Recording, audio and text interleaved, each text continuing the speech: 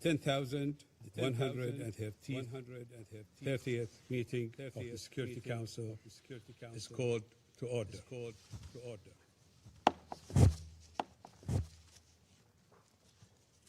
The provisional agenda for this meeting is the situation in the Middle East. The agenda is adopted.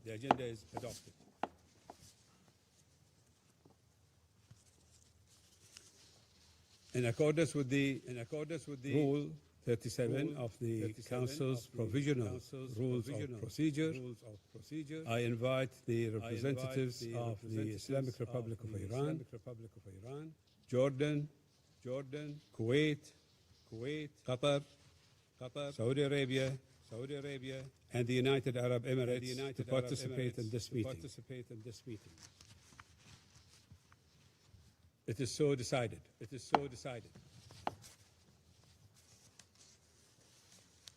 The Security Council will now begin its consideration of Item 2 of the agenda.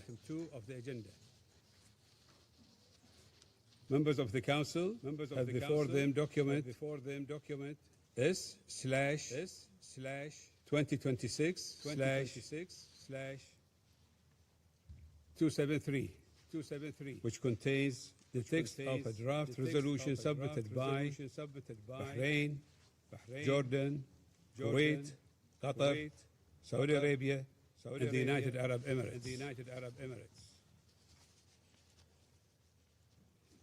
The Council is ready to proceed to the vote on the draft resolution before it.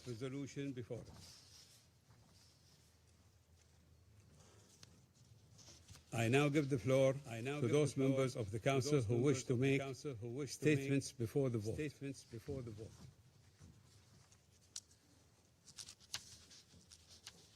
I shall now make a statement in my capacity as Minister of Foreign Affairs of the Kingdom of Bahrain.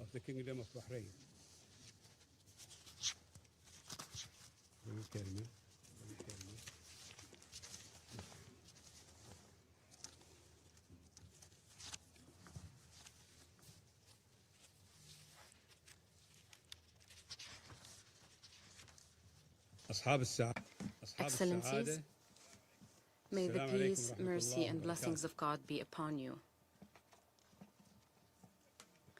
The Kingdom of Bahrain, acting on behalf of the United Arab Emirates, the Kingdom of Saudi Arabia, the State of Qatar, the State of Kuwait, and the Hashemite Kingdom of Jordan, hereby submits the draft resolution presented before the Security Council today. This resolution addresses the security of maritime navigation in the Arabian Gulf, constituting a decisive and responsible response to grave developments affecting one of the most vital waterways for international trade, namely the Strait of Hormuz. The international significance of the Strait of Hormuz lies in the fact that it serves as a transit route for approximately 38% of global crude oil trade, 29% of liquefied petroleum gas, 19% of liquefied natural gas, and 20% of refined petroleum products, including high sulfur oil, which constitutes an essential component in the production of fertilizers upon which developing nations heavily rely, particularly during agricultural seasons. Furthermore, the Straits facilitates the passage of about 30% of the world's helium supplies, a vital element in the electronic chip manufacturing industry, as well as foodstuffs and pharmaceuticals essential to the lives of millions of people. Consequently, any disruption to the flow of these resources does not merely impact energy markets. Its effects extend to agricultural supply chains and global food security,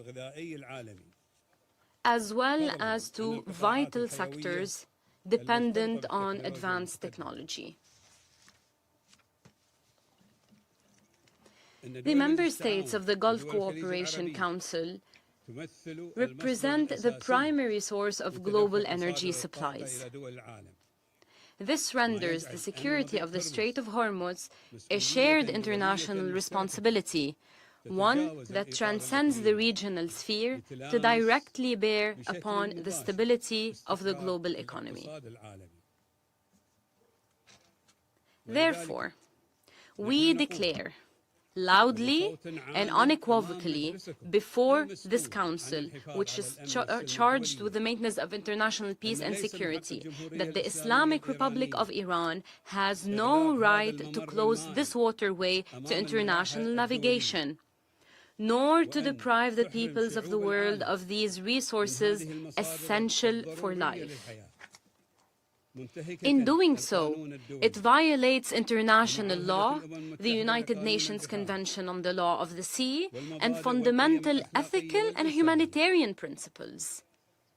Should your esteemed Council permit the Strait to remain closed today, such a scenario would inevitably be replicated in other straits and waterways, thereby transforming the world into a jungle where force, arrogance, and hegemony prevail, and where international laws are utterly disregarded. The draft resolution currently before the Council comes at a moment of extreme criticality and sensitivity as Iran persists in its unlawful aggression against our nations, employing thousands of ballistic missiles and drones, targeting civilian infrastructure and vital installations, as well as the security of navigation. This constitutes a flagrant violation of the United Nations Charter and international law, especially international humanitarian law. This is also a direct threat to regional and international peace and security, and an explicit violation of Security Council Resolution 2817, which was adopted just 30 days ago. It is also a violation of Human Rights Council Resolution L38, adopted 2 weeks ago. The Islamic Republic of Iran's disregard for international resolutions and its insistence on threatening the security of international navigation is neither a sudden emergency nor a spur-of-the-moment occurrence. Rather, it is part of a well-documented pattern of negative conduct. Indeed, the Security Council has previously addressed threats to security of navigation in the Arabian Gulf, unequivocally condemning them in Resolution 552 of 1984. Furthermore, the international community remains acutely aware of Iran's recurring pattern of resorting to economic blockades and threats regarding the closure and disruption of the Strait of Hormuz, rather than opting for diplomatic relations founded upon prioritizing mutual interests, reciprocal cooperation, and the principles of good neighborliness. The region has witnessed similar precedents in 2011, 2012, and 2019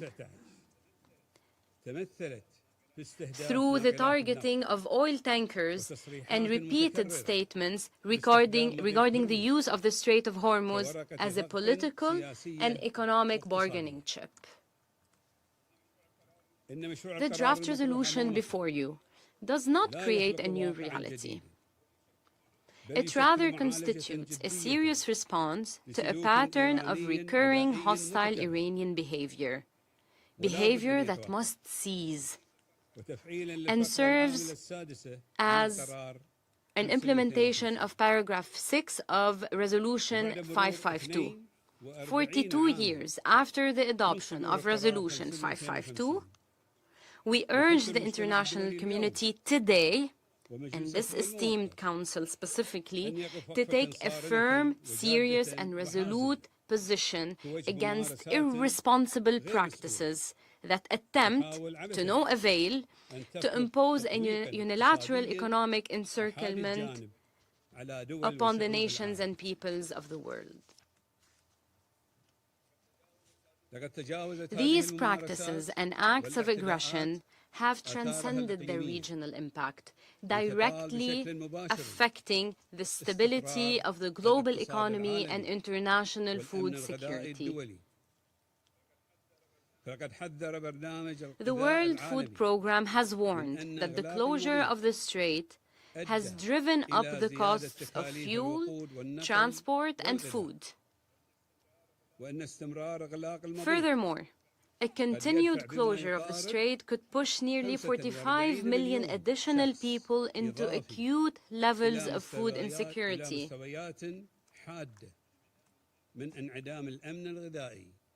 a situation that demands urgent and responsible international action.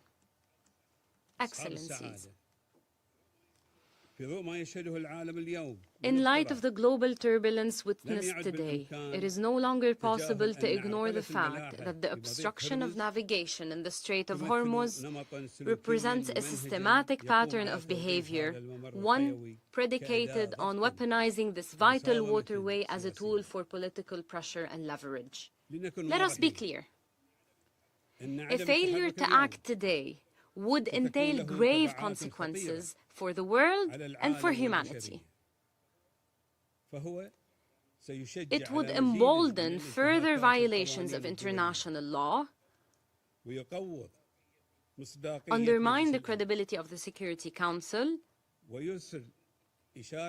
and send a negative message, namely that Security Council resolutions may be disregarded with impunity.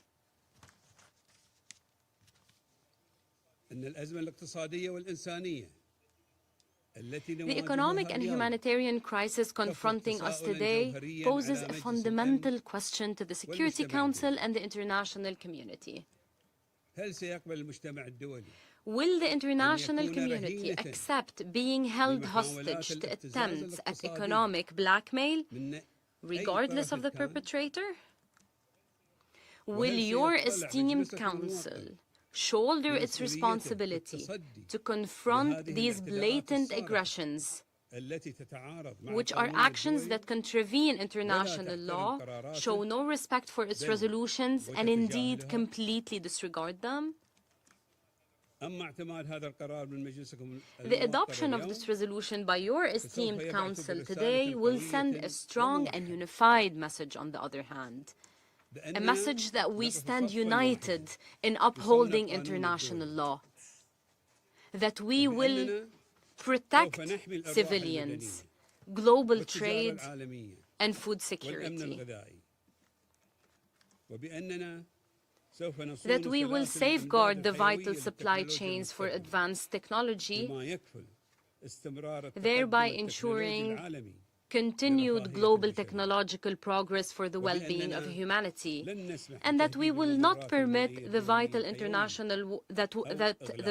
international waterways are threatened or blocked.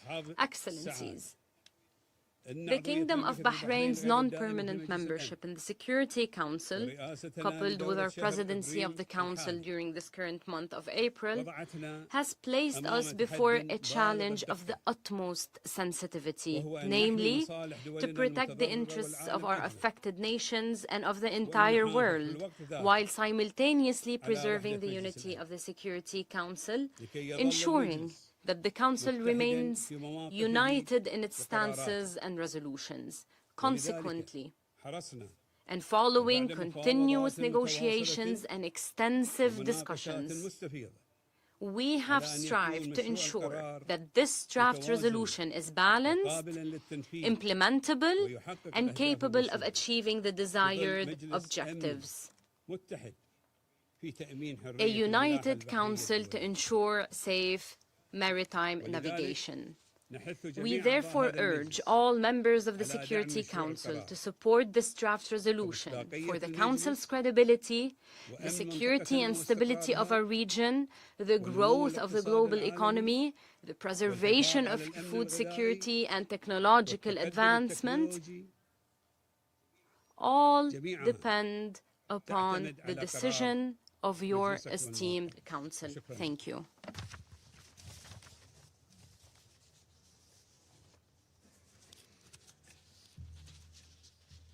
I shall now make a statement. No, I did.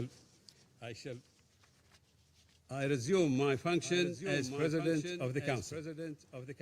I shall put the draft resolution to the vote now. Will those in favor of the draft resolution contained in document S/2026/273 please raise their hand.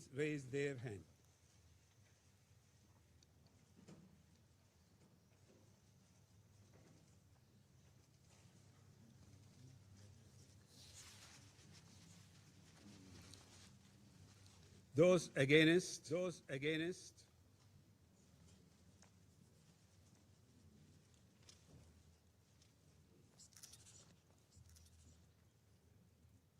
Abstentions.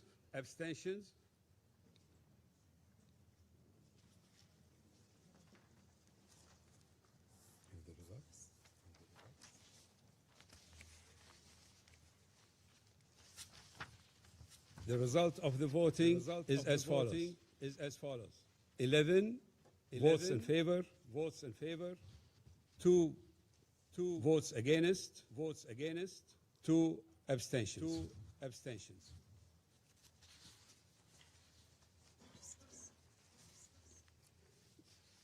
The draft resolution has not been adopted owing to the negative vote of a permanent member of the Council.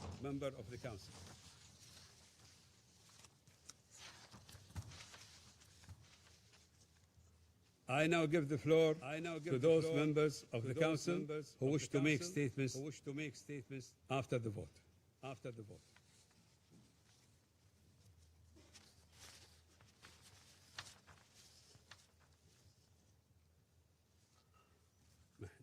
I shall now make a statement in my capacity as Minister of Foreign Affairs of the Kingdom of Bahrain.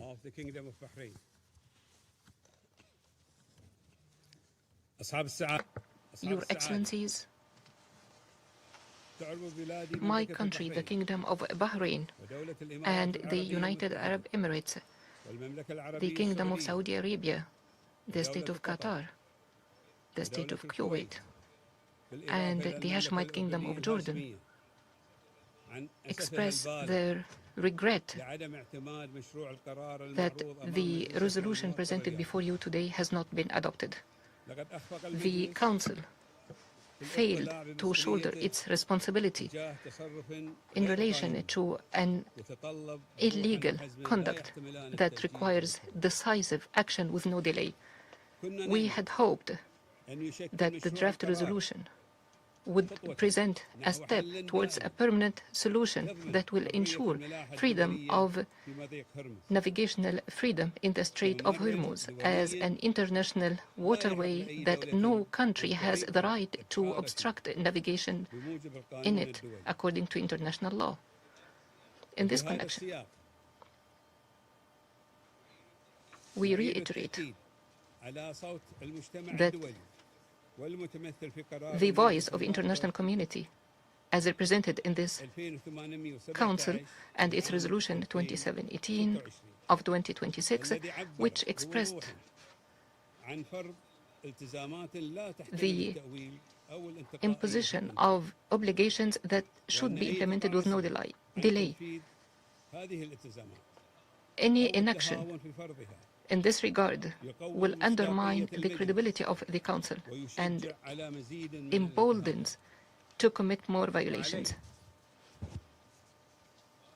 Accordingly, we call on the Islamic Republic of Iran to fully comply to these obligations and to constructively cooperate with the international community, instead of continue to adopt policies of escalation and to employ ballistic missiles and launch drones against neighboring countries.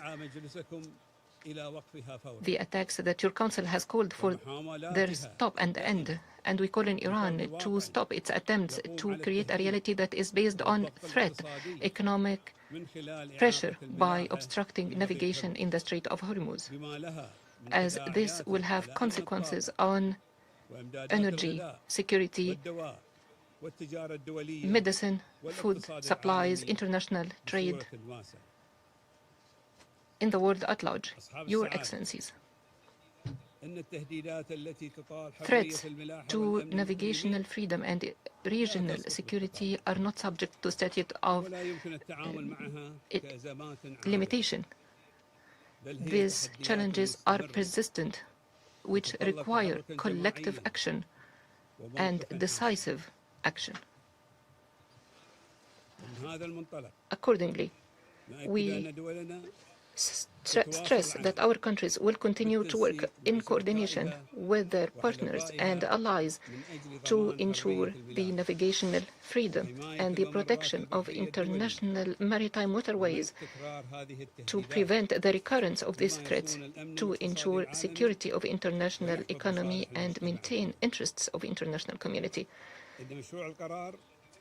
The draft resolution, which has not been adopted by your esteemed Council, reflects an urgent response to serious developments which created a direct threat to freedom of maritime navigation and impacted the safety and stability of international trade, energy markets, and food and medicine supplies.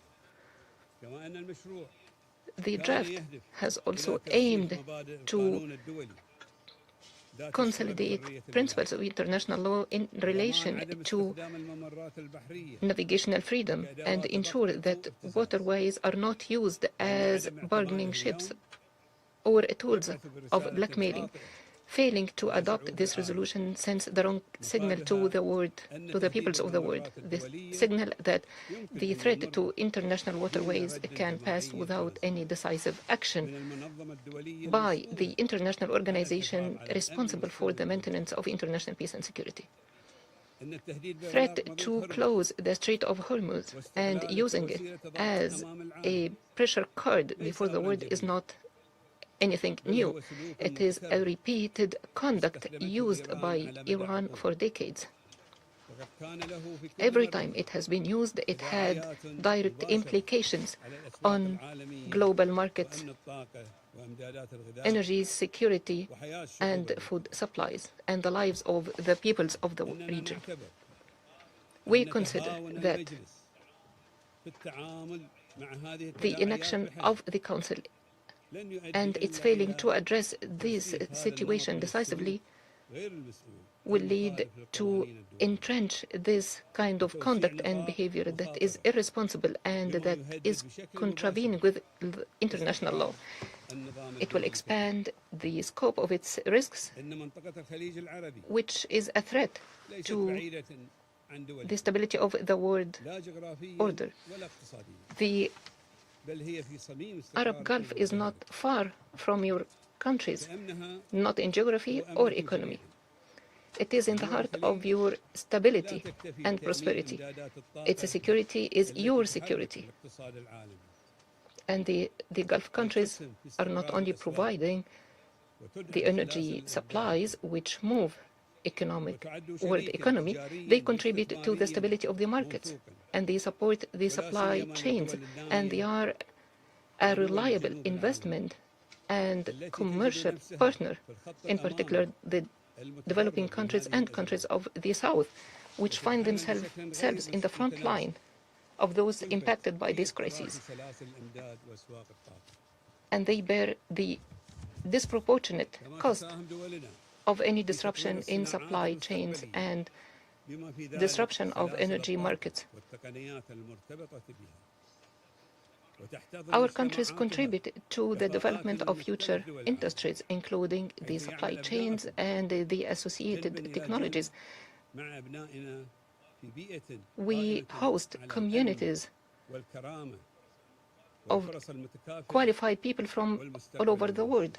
Your people are working side by side with ours in an environment based on security, dignity, equal opportunity, and aspired and shared future. Your Excellencies, failing to adopt the resolution today does not change the reality on the ground. It does not protect the civilian seafarers. It does not secure global supply chains. It does not ensure the free flow of energy and trade. It does not exempt those responsible for the violations of international law from accountability. It raises questions about the ability of this Council to assume its responsibility in maintaining international peace and security. Let us be clear. The attacks by Iran against the commercial vessels and its attempts to hinder the legitimate passage through the Strait of Hormuz is a flagrant violation to international law and the UN Convention on the Law of the Sea. It is a direct threat to international peace and security. Failing to adopt this resolution does not give legitimacy to these actions, which adversely impact the interests of the peoples and states of the world. It does not weaken the existing legal obligations. It does not reduce or impair the right of states to take all necessary means to defend individually and collectively their sovereignty, security, stability, and interests, and the interests of the peoples and states of the region consistent with Article 51 of the Charter, as enshrined in your Resolution 2817. Your Excellencies, the Kingdom of Bahrain regrets that the Council has not lived up to the moment to act in a unified manner as imposed by its legal responsibilities. Notwithstanding the response and the cooperation we have extended in relation to the amendments required by some states to be included in the draft resolution. This comes from our interest in maintaining unity of the Council. We reiterate, we will continue to work with our regional and international partners to ensure maritime freedom and navigational freedom, and to protect civilian lives, and to work with esteemed Council to compel Iran to implement immediately Resolution 2817. The credibility of the Council is today at stake. It's not an abstract concept. The credibility is measured by the ability of the Council to move decisively when the situation so requires. As to the responsibility, it remains to exist, and the Kingdom of Bahrain will continue to shoulder this responsibility alongside all those who uphold international law and those who believe in justice and the right of peoples to live in dignity and equality without fear from the future. Thank you. I resume my function as President of the Council.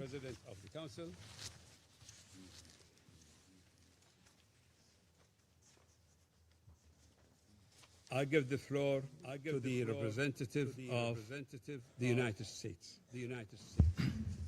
Thank you, Mr. President. Thank you, Mr. President, for your statement. In mine, I want to be clear. I want to be very clear. That the United States stands with Bahrain. The United States stands with the people of the Gulf at this moment of reckoning. Colleagues, this is a time for choosing, and the countries that just opposed this resolution, led by the Kingdom of Bahrain, have chosen to oppose them. Just over 3 weeks ago, this Council adopted a resolution which garnered a record-setting, a UN record of 136 co-sponsors with no opposition in this Council. It was the most supported resolution in UN history, and that resolution clearly demanded that Iran immediately cease its attacks and threats against neighboring states and condemned its obstruction of safe civilian shipping through the Strait of Hormuz. As President Trump explained in his statement last week to the nation and the world, we are here because Iran's tyrannical regime has persisted for decades in escalating its attacks against the American people, our allies in the region, and the world's commercial fleets, in flagrant violation of international law, and nearly a dozen resolutions from the United Nations Security Council. Colleagues, 47 years ago, the Iranian regime's first act was to take dozens of Americans hostage. Now, it's taking the Strait of Hormuz hostage, and with it attempting to take the world's economy hostage. Well, colleagues, that may be its last act. We'll see. Iran has laid mines in the strait. They are firing upon civilian commercial vessels. These vessels are carrying fertilizer, oil, medical supplies, other critical goods around the world. They are threatening the entire world with energy shortages, disrupted supply chains, and possibly even famine. The Iranian regime has deliberately chosen to broaden their war to the Gulf by firing on our allies, not just U.S. military bases, but shooting in all directions. Just against the United Arab Emirates alone, Iran has fired over 500 ballistic missiles, over 2,000 drones, dozens of sophisticated cruise missiles. Again, not against military targets, against resorts and ports and hotels and civilian neighborhoods in absolute and flagrant violation of international law. The Kingdom Bahrain has sustained thousands more ballistic missiles, drones, cruise missiles, again against civilian neighborhoods. Iran has deliberately chosen to broaden their war even further. Iran's foreign minister, Arachi, has stated now the Strait of Hormuz is now Iranian territory. That's quite the pronouncement. And that they will treat it as their own territory.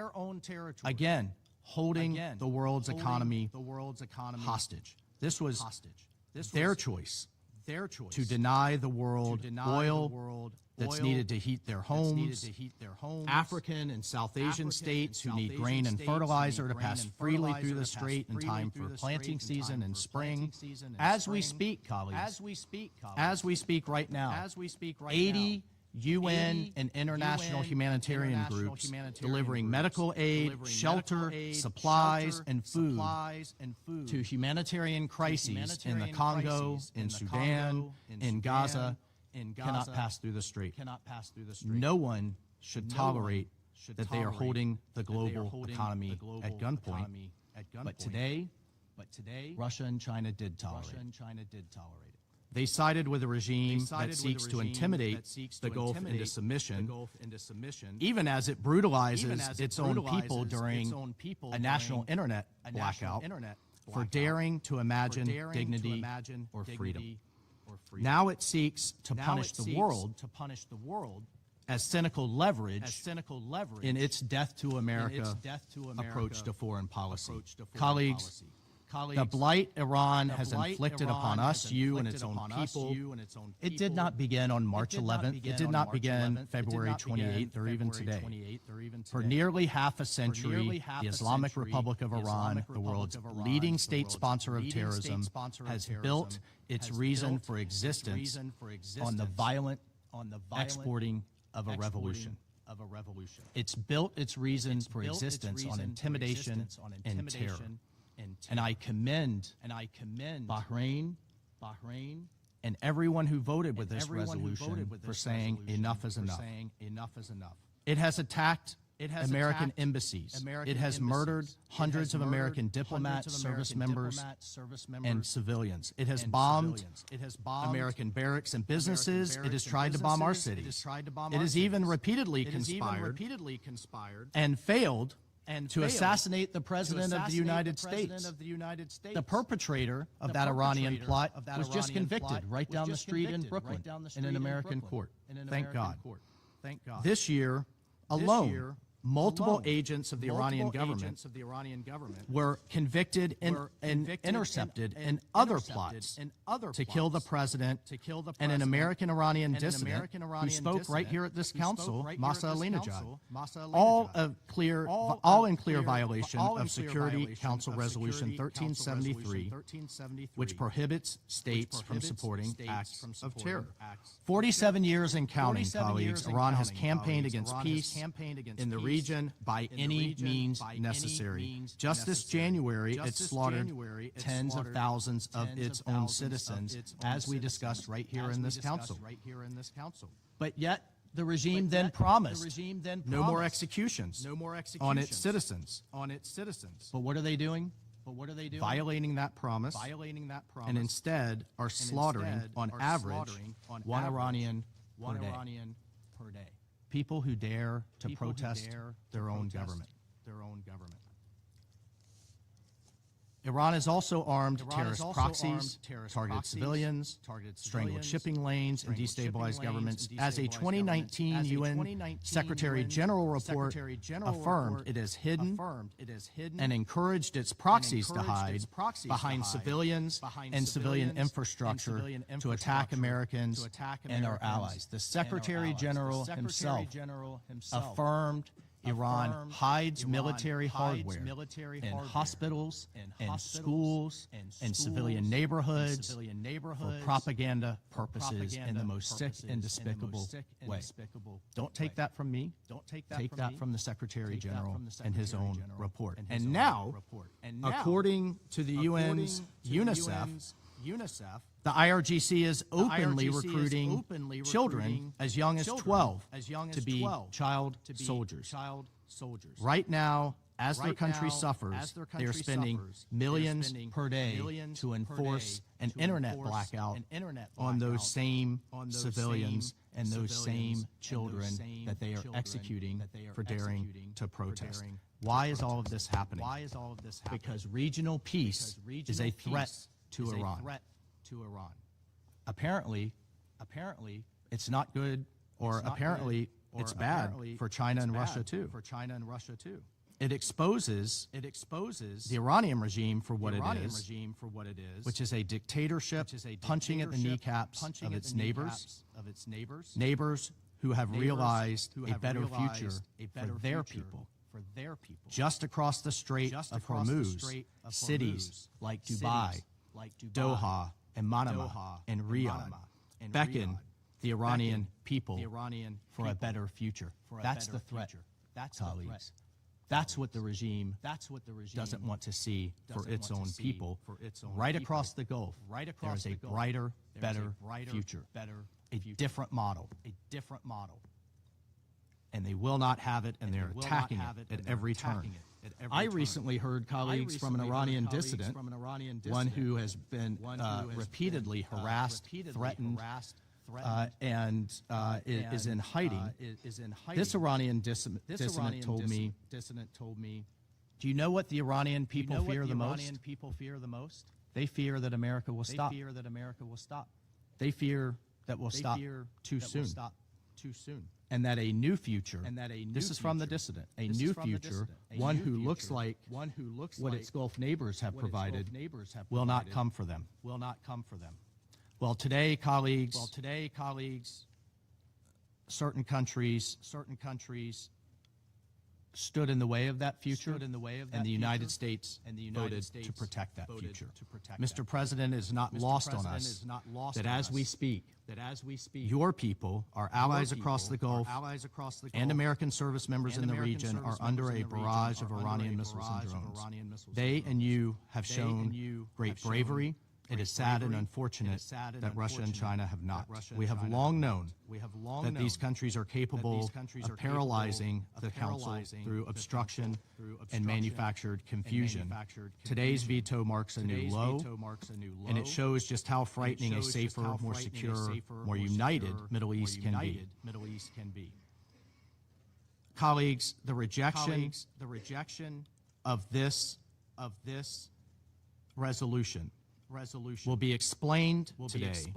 You will hear today a number of excuses. You will hear that this was part of the U.S. campaign to ensure that the world is free of Iran's nuclear program. I will note today's result does not restrict the United States to continue to act in its own self-defense and in the collective defense of our allies and partners, and President Trump will continue the actions necessary to defend our people and the free world. The request from Bahrain and from the region was not unreasonable. They engaged every country on this council and took their inputs and thoughts on board. It was a simple resolution. Iran must stop attacking the Gulf, stop threatening its neighbors, and reopen the Strait of Hormuz. And I would note, colleagues, that Russia and China might have chosen better partners than Iran. They might have chosen to stand with our Gulf allies, with Manama, with Doha, with Abu Dhabi, and Kuwait City, and others. But instead, Russia has chosen to be a critical supplier of military equipment to Iran over the past year, in particular, delivering combat aircraft, helicopters, armored vehicles, and other arms to Iran, some of which violate Security Council Resolution 1929. Iran likewise has supplied Russia with hundreds of attack UAVs and UAV technology for use in Ukraine, including transfers before October 2023, and therefore in violation of Security Council Resolution 2231, which placed an arms embargo on Iran, voted by this Council. And in September 2024, Iran began delivering hundreds of close-range ballistic missiles to Russia. Meanwhile, China imports over 80% of Iran's illicit oil, and Chinese entities have exported significant quantities of components intended for attack drones and technologies that could be used in ballistic missiles. Colleagues, let us be clear. In the coming days, when critical shipments are delayed, when fertilizer fails to reach countries that need it for planting season, when vulnerable populations face deepening food insecurity, the world will know exactly who chose obstruction over responsibility. So, despite today's outcome, let me reiterate two simple messages from the United States. First, the U.S. stands firmly with our partners in the Middle East. Second, the Strait of Hormuz is too vital to the world to be used as hostage, to be choked, to be weaponized by any one state. Colleagues, let me be frank. Most member states here need the Strait of Hormuz more than the United States does. Still, as this Council knows, the U.S. has consistently pursued a diplomatic resolution, even as we continue to achieve our objectives in Operation Epic Fury. We have put serious diplomatic proposals before Iran. The U.S. remains prepared for meaningful diplomacy, but diplomacy cannot succeed where defiance, delay, and escalation remain Tehran's only response. We are grateful to our mediating partners for their continued effort to secure a peaceful resolution, but Iran has to choose one. Colleagues, Iran is a direct threat to international peace and security. It is responsible for its own thuggery, and it alone is responsible for the ramifications. The book I live by, in that book, God has, quote, provided a way out, end quote. And even now, on the heels of Holy Week, Iran can also choose to reverse its decision to reopen the strait, to seek peace, and to make amends. But until then, and afterwards, we call on responsible nations to join us in securing the Strait of Hormuz, protecting it, ensuring that it remains open to lawful commerce, to humanitarian goods, and the free movement of the world's goods. Mr. President, the United States and its allies will protect our interests, our people, and a better future for all, even while members of this council partnered with the Iranian regime work to do the exact opposite. I thank the representative of the United States. I give the floor to the representative of Panama. Gracias. Thank you, Mr. President. Panama welcomes Bahrain's leadership in putting forward and leading this negotiation process, as well as for the efforts that it has made to bring positions between members of the Council closer together.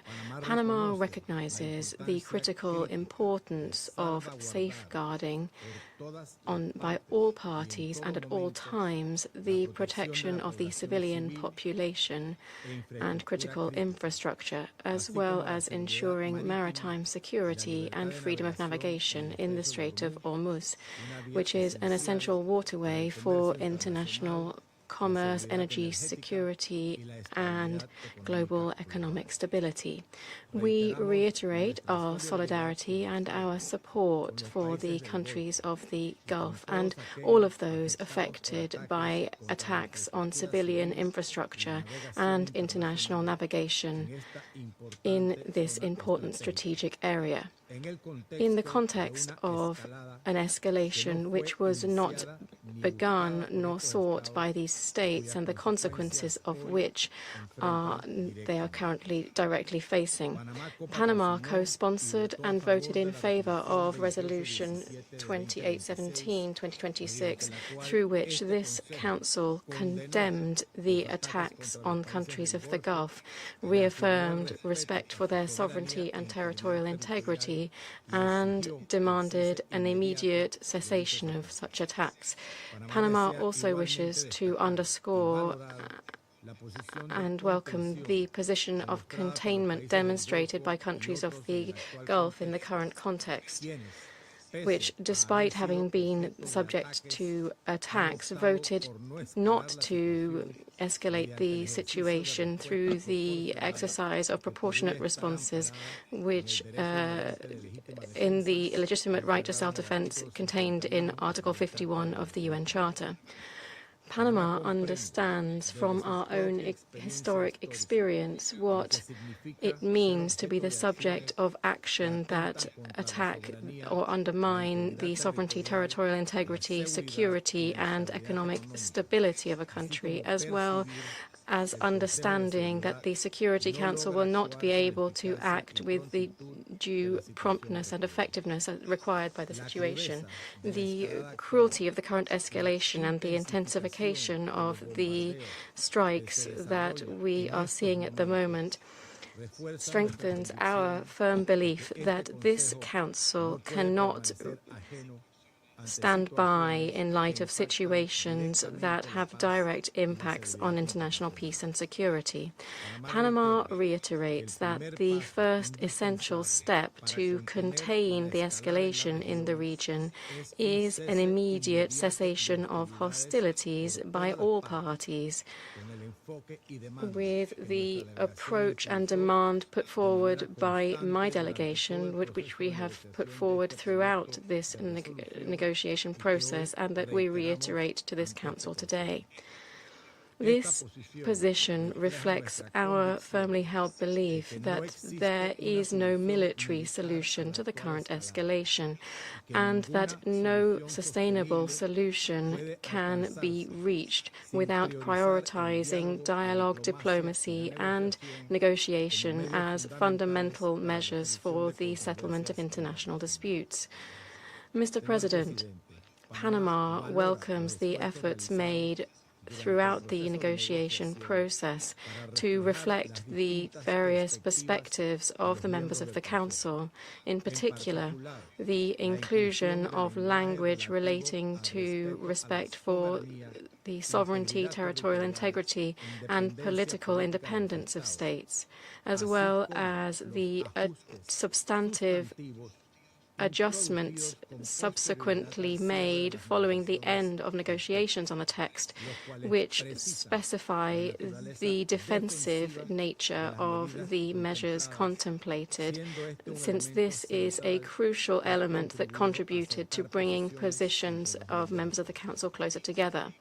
We insist that any measure that would be taken under the framework of this resolution should be implemented not only with this defensive purpose in mind, but also always strictly in accordance with international law, including international humanitarian law and international human rights law, with full observance for the protection of the civilian population and civilian infrastructure. Mr. President, Panama, as the sovereign owner and responsible operator of the Panama Canal, and as the holder of one of the largest registers of maritime shipping, notes that, particularly sensitively, any step that might affect the predictability, security of international navigation. These considerations have direct and concrete implications for our country, to the extent that escalation-based scenarios might have harmful repercussions on other strategic routes. In light of the urgency of the situation and the need for the Security Council to act, Panama resolved to support the adoption of the resolution, which in its final version adopted a tone which allowed us to support it, always under the understanding that the mandate derived from this adoption would be interpreted and applied responsibly and specifically by all parties. This vote reflects a responsible decision geared towards ensuring reducing greater risk for the civilian population and critical infrastructure, as well as to contributing to easing the tensions and supporting international navigation and waterways. Thank you. I thank the representative of Panama. And I give the floor to the representative of Colombia. Mr. President, Colombia notes with profound concern the developments of the situation in the Middle East, a situation which is now entering its sixth week without clear signs of de-escalation. My country regrets the loss of human life and condemns all attacks on civilians, civilian objects, and essential infrastructure, including energy installations, whose operation is essential to ensuring the supply of basic services. At the same time, Colombia recognizes the strategic importance of the Strait of Hormuz for international commerce and energy security. Effects on maritime security have impacts that transcend the region and particularly affect developing countries. For this reason, my delegation participated actively in the negotiations and put forward proposals aimed at balancing the text, introducing greater clarity regarding the scope of the measures contemplated and avoiding broad wording which might give rise to interpretations overstepping the objective of guaranteeing free security of navigation. This in line with the principles and purposes of the United Nations Charter and international law. We thank Bahrain for the efforts made to address some of the positions and concerns expressed by members of the Council. Nonetheless, there remain substantive aspects that were not fully resolved and in light of which my country continues to have serious concerns. In particular, my delegation believes that the text remains selective, unbalanced, and ambiguous. In addition, Colombia is concerned that the lack of legal precision in the text could lend itself to interpretations that surpass the planned objective and would have broader implications for regional stability, including the risk of expanding the conflict or driving dynamics that could involve more actors in a situation that is already so volatile. For this reason, and since we believe that the text before us today is far from contributing to a negotiated solution, Colombia abstained in the vote. My country believes that in the current context, the Council should send clear messages geared towards containment and preventing a greater escalation. Furthermore, Colombia believes it's fundamental to give space to ongoing mediation efforts. In this context, measures that ramp up the confrontation run the risk of undermining these opportunities and hampering progress towards negotiated and sustainable solutions. We regret that the Security Council has missed this opportunity to provide a unified response that would contribute effectively to easing the tensions and opening space for peace. We reaffirm our solidarity with our colleagues from Bahrain, the Gulf, and all countries in the region.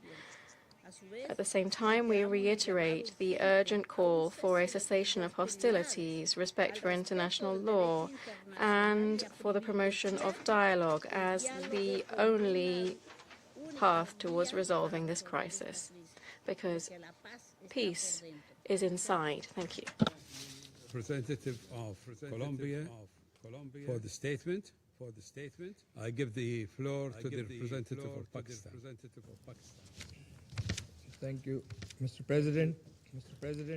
At the outset, let me reiterate Pakistan's continued and unwavering support and complete solidarity in these challenging times with the brotherly kingdom of Bahrain and other fraternal GCC countries, the Kingdom of Saudi Arabia, Qatar, Kuwait, United Arab Emirates, and Oman, as well as Jordan, the countries that are not parties to the ongoing conflict in the Middle East, but are directly suffering from its consequences.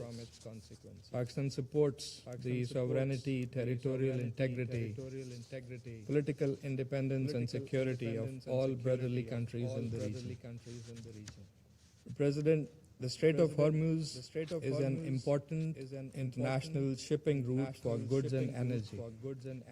Pakistan calls for the security of ships and crew members and the swift and safe passage of civilian ships and restoration of normal passage through the strait. The situation in the Strait of Hormuz is adversely impacting countries around the world, including Pakistan.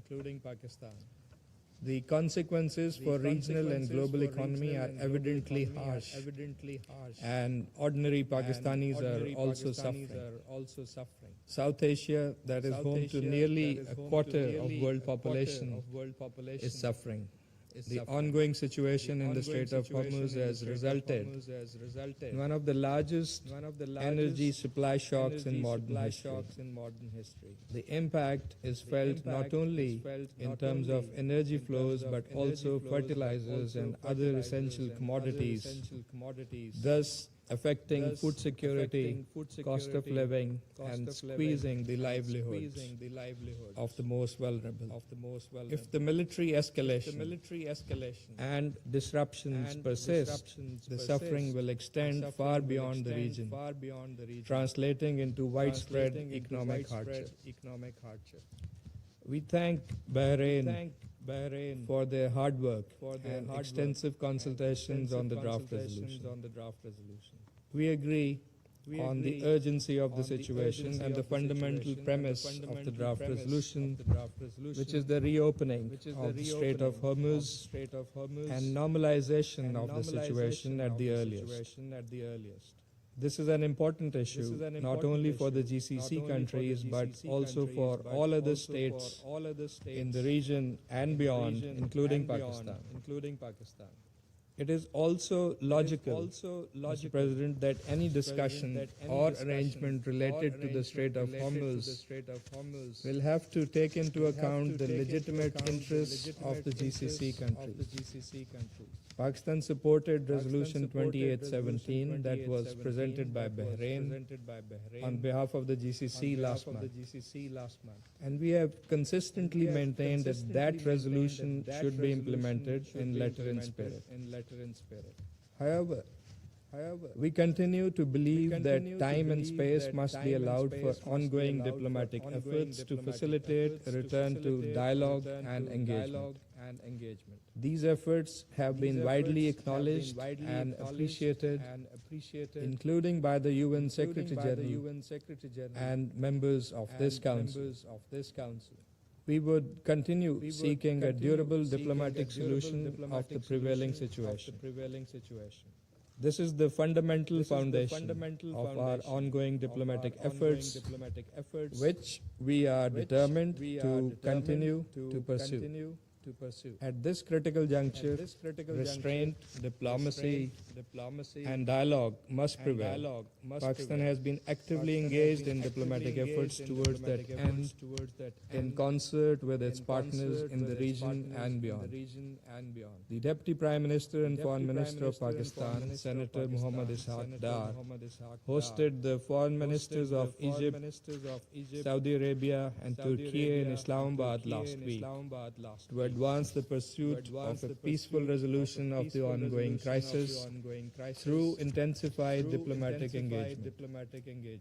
After the Deputy Prime Minister's meeting with His Excellency Mr. Wang Yi, the Foreign Minister of China, in Beijing last week, China and Pakistan announced a 5-point initiative with a sequenced roadmap encapsulating an immediate halt to hostilities, launch of inclusive peace talks, protection of civilians and critical infrastructure, restoration of maritime security in the Strait of Hormuz, and a firm reaffirmation of the UN Charter and international law as the indispensable framework for a lasting political settlement. President, our objective is clear: a permanent end to hostilities, containing the expansion of this conflict, and preventing any further loss of civilian life or destruction of critical infrastructure. Pakistan remains committed to continue playing its constructive role in promoting dialogue, fostering understanding, and supporting all efforts aimed at achieving lasting peace in the region. I thank you. I thank the representative of Pakistan for the statement. I give the floor to the representative of France.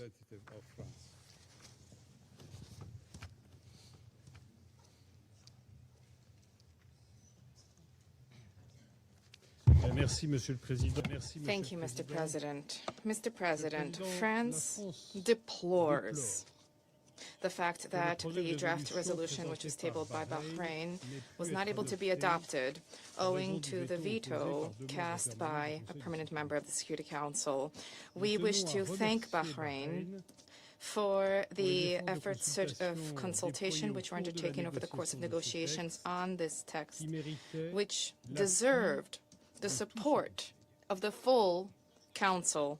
France voted in favor of this draft resolution because freedom of navigation, maritime safety and security in the Strait of Hormuz are of critical importance for the stability of the Middle East and for international stability, and because the text, in our view, contained a part of the means necessary to contribute to this. Mr. President, for a number of weeks now, Iran has de facto been blocking the Strait of Hormuz. France condemned Iranian attacks targeting commercial vessels, and we voiced our concern in light of the risk of mines there. This interference and obstruction constitutes a violation of the right of the law of the seas and undermines global provisions in energy and fertilizer. The consequences are reverberating for the entire global economy and particularly afflicting the most vulnerable populations. This obstruction must cease and freedom of navigation must be restored. On the 11th of March last, the Security Council adopted Resolution 2817, resolution which condemned Iran's indiscriminate strikes targeting Iran and Jordan, and targeting the Gulf states and Jordan. This resolution, which France supported and co-sponsored, recalls that rights and freedoms of navigation in the Strait of Hormuz must be respected under all circumstances. This resolution recalls the fact that rights and freedoms of navigation in that said strait must be respected. And, Mr. President, we regret the fact that the Council has been blocked from supporting efforts to provide security and safety of navigation in the Strait of Hormuz. And the aim was to encourage strictly, purely defensive measures to provide the security and safety for the strait without spiraling towards escalation. It reaffirmed in a useful manner the right of states to protect freedom of navigation, commercial vessels and crew in accordance with international law in the face of attacks and provocations. This resolution contained, inter alia, paragraphs calling for de-escalation in the Strait of Hormuz and the Gulf, the cessation of attacks targeting civilian infrastructure, the resumption of diplomatic efforts geared towards achieving lasting peace in the region. It is hard to understand that two permanent members of the Security Council who state their commitment to diplomacy and peaceful dispute resolution cast their veto in the light of these provisions. The text encouraged states to coordinate efforts to establish security-related initiatives for maritime navigation in the Strait of Hormuz, specifically through the defensive missions. We deplore the fact that this was not adopted today, but we do intend to continue to work alongside international partners to establish an initiative to contribute to security of maritime transit in the strait when conditions permit. Resolution 2817 and international law already allow for this to be the case.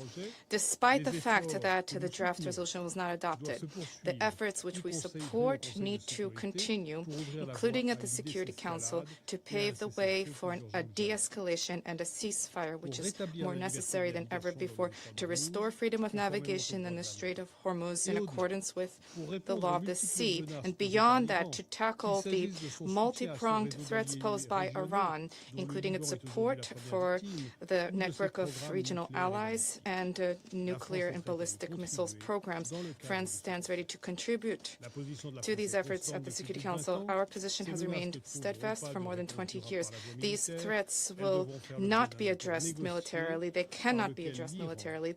There needs to be a negotiated agreement through which Iran accepts major concessions to address the legitimate concerns of the international community. And here, too, France stands ready to contribute to efforts to that end. Thank you.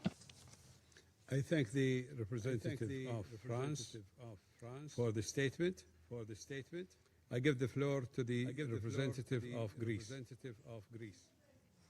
Greece voted in favor of the resolution presented on behalf of Bahrain, Jordan, Kuwait, Qatar, Saudi Arabia, and the United Arab Emirates, reiterating its strong solidarity to the countries of the Gulf and reaffirming the importance of safeguarding freedom of navigation and maritime security in the Strait of Hormuz. On this occasion, I would like to thank Bahrain for their tireless efforts to drafting this this resolution, and we regret that its adoption was not made possible today. The Strait of Hormuz remains one of the most critical maritime routes and a vital artery for global international trade and energy supply. Any disruption to its normal functioning carries immediate and far-reaching consequences for international peace and security. Freedom of navigation constitutes a public good. We have repeatedly condemned Iran's illegal and unprovoked attacks against the countries of the Gulf region and elsewhere. Any actions by Iran that jeopardize the unimpeded passage of commercial and merchant vessels through the Strait of Hormuz must cease immediately. Greece remains firmly committed to promoting maritime security and freedom of navigation in accordance with international law as reflected in the UN Convention of the Law of the Seas, UNCLOS. It is in this context that Greece today voted in favor of this resolution, which aim was and is to encourage the coordination of efforts, defensive in nature, to ensure the safe and unimpeded flow of maritime traffic through the Strait of Hormuz, and to contribute to stability in global energy markets. All ships should enjoy the right of transit passage through the Strait of Hormuz in accordance with international law as reflected in the UN Convention of the Law of the Sea, which is rightly recognized as the Constitution of the Ocean and codifies customary international law and is thus binding by all states. In concluding, Mr. President, a de-escalation of hostilities remains of paramount importance, both with regards to the wider conflict and the situation in the Strait of Hormuz. All parties must exercise maximum restraint, prevent a further spiral of violence, and urgently work towards reopening credible channels of dialogue. Our aim must remain to find ways to return to the negotiating table with a view to a peaceful settlement in line with international law and the UN Charter. I thank you. The representative of Greece for the statement. I give the floor to the representative of Denmark. Thank you, Mr. President. Mr. President, Denmark voted in favor of this resolution. We did so with a grave sense of responsibility and a firm commitment to supporting all efforts to ensure freedom of navigation in the Strait of Hormuz and to bring hostilities in the Middle East to an end. Denmark is deeply concerned by the continuous escalation across the region. For 5 weeks this conflict has raged, bringing with it more death and destruction by the day and further destabilization of the already volatile and tense situation. Our vote today reflects our belief in the urgent need to address these developments. Mr. President, Iran's attacks continue unabated against countries in the region and beyond. Denmark strongly condemns these continued attacks, which must stop immediately, and we express our full solidarity with all the countries concerned. De-escalation and respect for international law, including international humanitarian law, are now more important than ever. All diplomatic efforts to reduce tensions must be pursued. We welcome any such efforts and call for negotiations to be resumed in good faith. We welcome the Secretary General's appointment of Jean Annou as his personal envoy to lead UN efforts on the conflict in the Middle East and its consequences.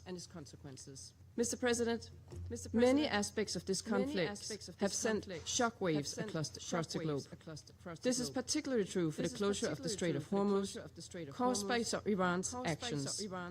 This closure is not only a disruption, but a dangerous escalation, measured in lives and livelihoods lost. Global growth and development depend on the freedom of navigation, the repercussions for the global economy, and, increasingly, for food security, in particular across developing countries, are enormous. As a great maritime nation, Denmark is committed to maritime security, to open sea lanes, and to the safety of all seafarers. Mr. President, Iran's actions near and around the Strait of Hormuz constitute a threat to international peace and security.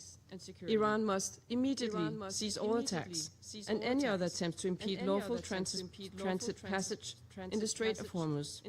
It is crucial to permanently restore safe passage and ensure freedom of navigation in the Strait of Hormuz, consistent with Security Council Resolution 2817 and the United Nations Convention on the Law of the Sea. That is why Denmark voted in favor of this resolution. While we strongly regret that it was not possible to adopt this resolution today due to the vetoes cast by 2 permanent members, Denmark remains committed to safeguarding peace, security, and stability in the Middle East. I thank you. I thank the representative of Denmark for the statement. I give the floor to the representative of Latvia. Thank you, Mr. President. Latvia voted in favor of the resolution submitted by Bahrain, and we express our regret that a positive outcome was not reached. It is profoundly troubling that certain members of this Council have chosen to obstruct a resolution designed to ensure the safety and security of navigation in the Strait of Hormuz and advance global stability. Just 3 weeks ago, the Council adopted Resolution 2817, co-sponsored and supported by Latvia, alongside an unprecedented number of countries. In it, the Council called upon Iran to refrain from interfering with international navigation. In the days and weeks that have followed, Iran has doubled down and effectively closed the Strait of Hormuz, shocking the global economy. The continued failure and refusal by the Iranian regime to comply with its obligations under international law, including its breaches of the United Nations Convention on the Law of the Sea, as well as its persistent non-compliance with binding resolutions of this body, constitutes not only a breach of international order, but leaves this Council with a responsibility to act. Mr. President, we must ensure maritime security and freedom of navigation in the Strait of Hormuz. It is categorically unacceptable for Iran or any state, for that matter, to use an international waterway as a bargaining chip and to hold the global economy hostage. Supply chains are being disrupted, global energy prices have spiked, and acute food insecurity around the globe is growing at an alarming rate, especially among those most vulnerable. Iran is setting a dangerous precedent which we cannot allow or normalize, and we commend Bahrain for addressing precisely this crucial reality in its resolution. Finally, alongside the unprecedented closure of the strait, the Iranian regime is continuing its unprovoked strikes against countries in the region. We condemn this attacks against civilians and civilian infrastructure, and reiterate our steadfast solidarity with our partners in the region. We repeat our calls for immediate de-escalation and for protection of civilians. Mr. President, allow me to once more express my sincere appreciation to Bahrain for their efforts on this pressing matter. Thank you. I thank the representative of Latvia for the statement. I give the floor to the representative of the Russian Federation. Mr. President, the Russian Federation voted against the draft tabled by Bahrain, Jordan, Qatar, Kuwait, the United Arab Emirates, and Saudi Arabia. The draft resolution relating to the situation in the Strait of Hormuz and the adjacent waters. The position of our country regarding the present-day crisis in the Middle East is principled, consistent, and objective in nature. We condemn the United States and Israel's aggression against Iran. We respect the sovereignty and territorial integrity of all countries in the region, both the Islamic Republic of Iran and other countries of the Persian Gulf. We reject strikes targeting their civilians and their civilian infrastructure, and view this as unacceptable, the Russian Federation undertook and continues to undertake efforts, including at the highest levels, to end such actions. We are striving to achieve a prompt establishment of peace in the Persian Gulf and in the Middle East. However, the Russian Federation was not able to support a text that would generate a dangerous precedent for international law of the sea, for any international efforts at peace, as well as for the authority of the Security Council of the United Nations. Back when Security Council Resolution 2817 was being negotiated, we called upon all Council colleagues to adopt a balanced and an objective approach. Similar, equitable messages have already been repeatedly broadcasted by the Secretary General of the United Nations, calling upon the United States and Israel to end the war and calling upon Iran to cease attacks on its neighbors. Disregard for the root causes of the crisis in the Middle East, namely the illegal and reckless acts by the U.S. and Israel targeting Iran, is not possible and not acceptable. Our and the Secretary General's calls fell on deaf ears then. Nevertheless, we understand the situation of the countries of the GCC and Jordan, and therefore we abstained during the vote on Resolution 2817. This was not an easy choice for us. However, this time, our partners from Bahrain and their like-minded partners went much further, having tabled a fundamentally erroneous and dangerous approach to the situation in the region. Essentially, nearly each paragraph of the draft they proposed abounded with unbalanced, inaccurate, and confrontational elements. And we will point to just the main points in this regard.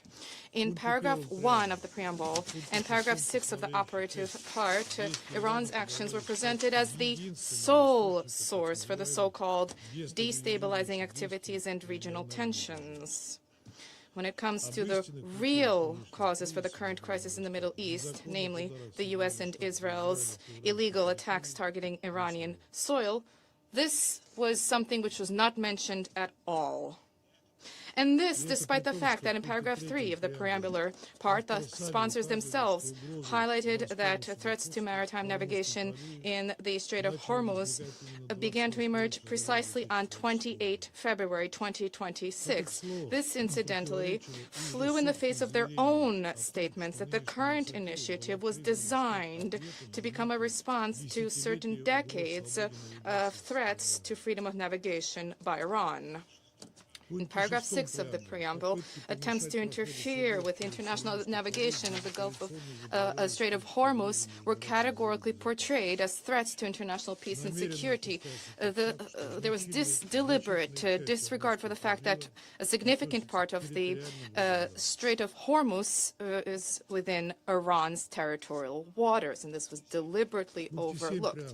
Turning to paragraph 7 of the preamble, threats on merchant and commercial vessels and interference on freedom of navigation was identified as the sole reason for disruption to global energy supplies. Once again, without noting the root causes of the crisis, which was frankly mentioned by the President of the U.S. himself, publicly recognizing that an end to hostilities would result in the opening of the Strait of Hormuz.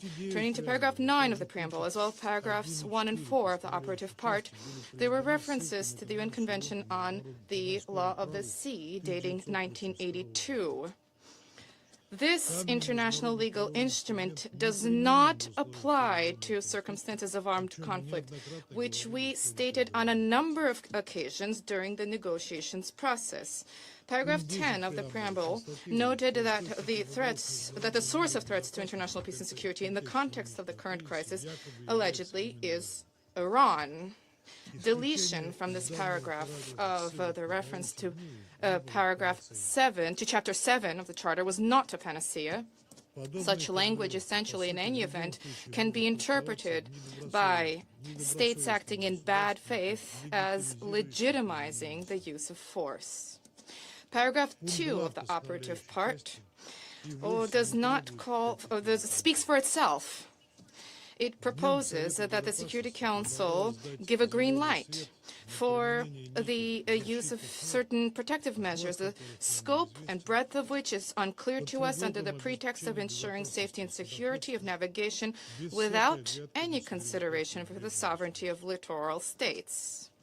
The qualification about the purely defensive nature of these efforts essentially does not change the situation, especially given the fact that the sponsors themselves made clear that this was referring precisely to offensive measures, which was starkly seen in the language of paragraph 3 of the operative part, which emphasizes that states acting in accordance with paragraph 2 need to act in full compliance with international humanitarian law. In paragraph 7 of the operative part, notes that the Security Council would stand ready to consider further measures against those who undermine navigational rights and freedoms. This is an obvious hint at attempts to leverage sanctions pressure, irrespective of whether this is explicitly stated here or not. Turning to paragraph 7 and 8, not only this refer to the Strait of Hormuz, but also Bab el-Mandeb.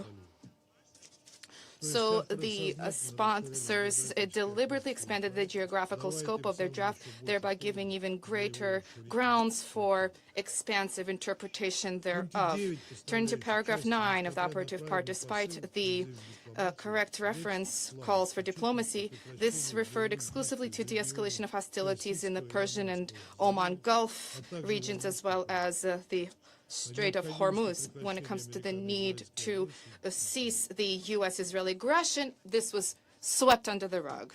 No mention was made.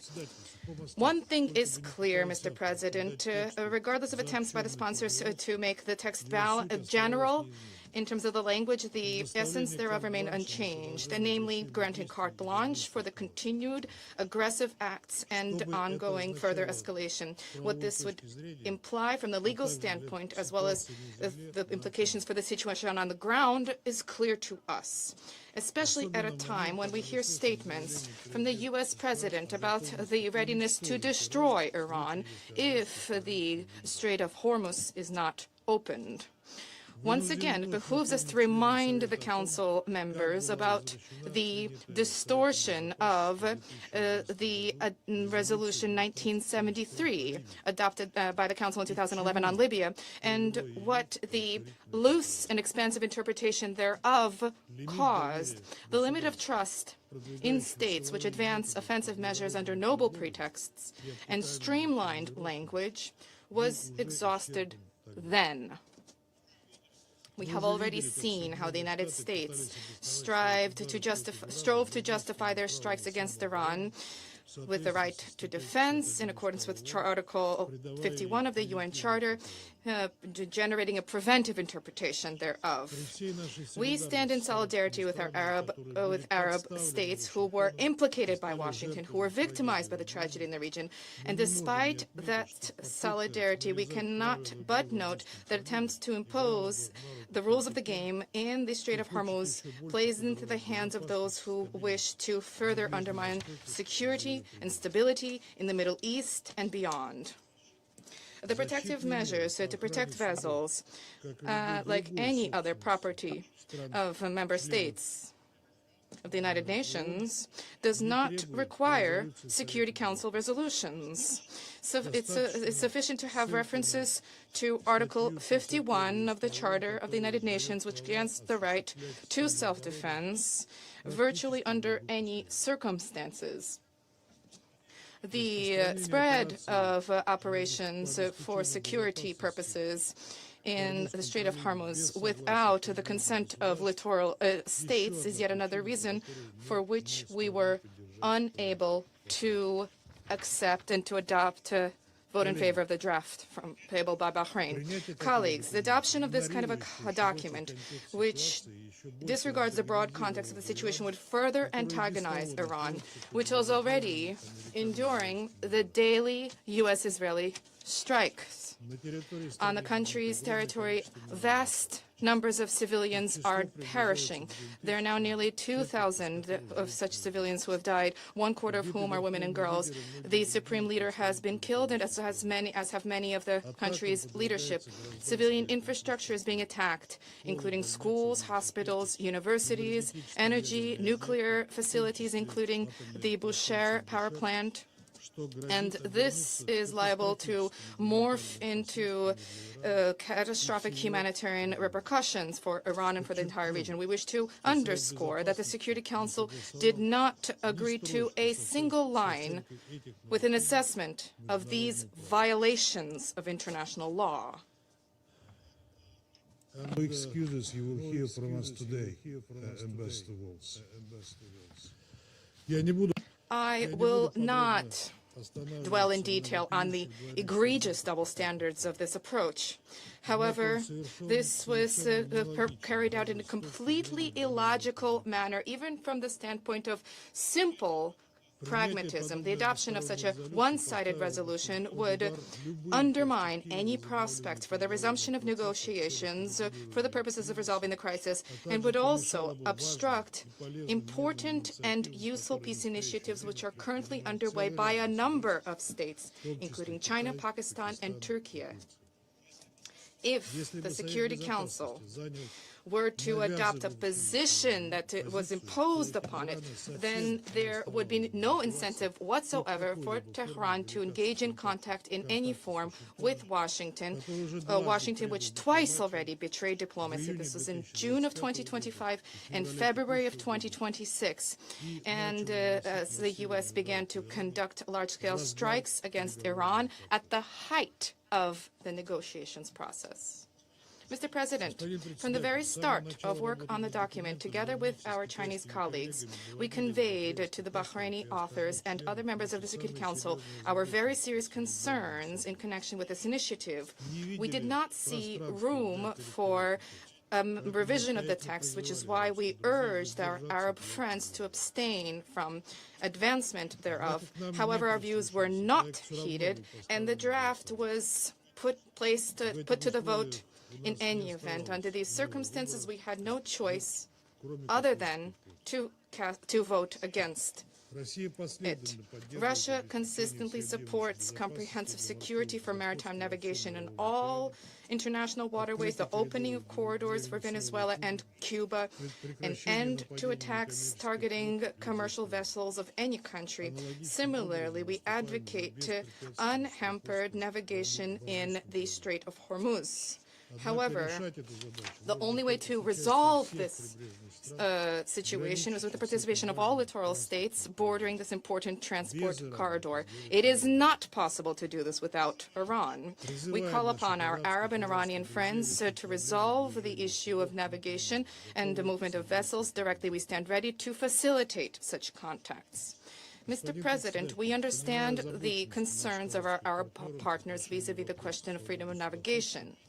And we, together with China, are proposing an alternative draft resolution on the current situation in the Middle East, including in terms of maritime safety and security. We are confident that providing for genuine freedom of navigation in the strait, which is of such critical importance for countries in the region and the entire world, the only way to achieve this is through a cessation of hostilities and through achievement of a negotiated solution. Our draft will be concise and equitable and balanced in accordance with the principles of international law and the Charter of the United Nations, specifically regarding peaceful dispute resolution.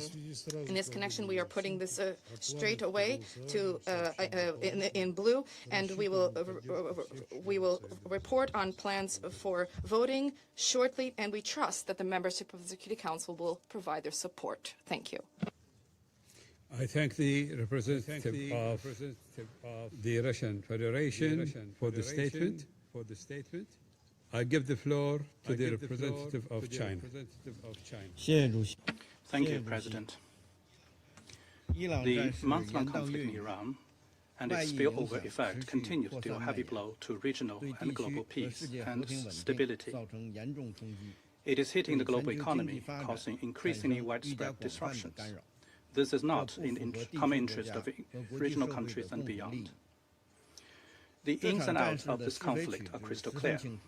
The U.S. and Israel, without authorization from the Security Council, and while negotiations between Iran and the U.S. were underway, launched military strikes against Iran, in clear violation of the purposes and principles of the UN Charter and the basic norms of international relations.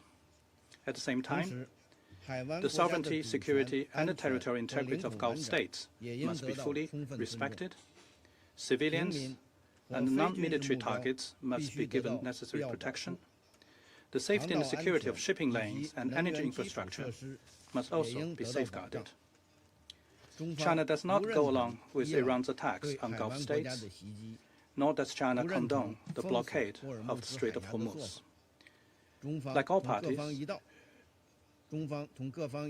China hopes that peace and stability will be restored to the strait as soon as possible and navigation will resume.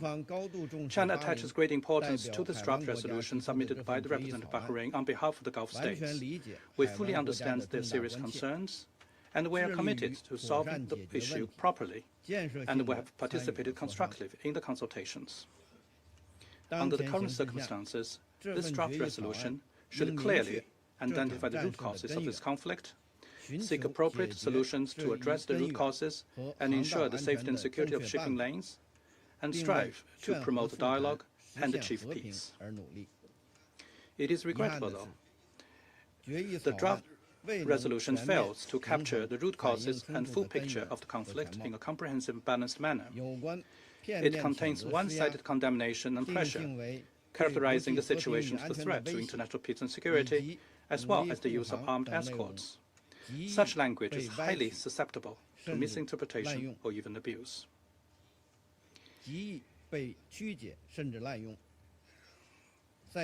At a time when the United States is openly threatening the very survival of a civilization, the current hostilities imposed on Iran is very likely to further escalate. The draft resolution, should it have been adopted, would send a wrong message and have serious, very serious consequences. The Security Council has recent lessons to learn from issues such as Libya and the Red Sea. Such past mistakes must not be repeated. The Security Council's actions should be aimed at de-escalating the situation and cooling the temperature. They must not provide a veneer legitimacy for unauthorized military operations. The Council's action must not grant a license to use of force and further exacerbate tensions and add fuel to the fire, thereby leading to an escalation of the conflict. The Security Council should not rush to vote on the draft resolution where serious concerns among members have been raised. In light of the above, China had no choice but to vote against the draft resolution. President, this is a war that should never have happened. And as it continues, it will cause immeasurable harm. At present, the situation in the Middle East continues to deteriorate and hostilities are escalating. The fundamental solution to ensuring safe passage of ships through the strait is to achieve cessation of hostilities and of fighting as soon as possible. The U.S. and Israel are the instigators of this conflict. The fundamental reason for the disruption of navigation in the Strait of Hormuz is the illegal military actions taken by Israel and the United States against Iran. China urges the U.S. and Israel strongly to immediately cease its illegal military actions.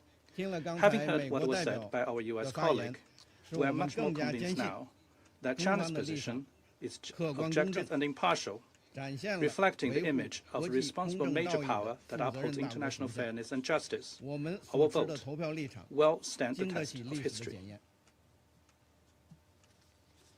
At the same time, China calls on Iran to stop attacking relevant facilities in the Gulf, address the legitimate concerns of Gulf nations, focus on the common interest of the Global South, and to take corresponding positive measures to restore normal navigation in the Strait of Hormuz as soon as possible.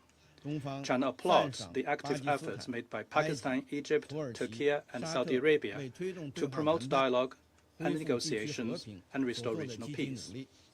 China commends and supports the work carried out by the United Nations in mediation and alleviating the humanitarian situation.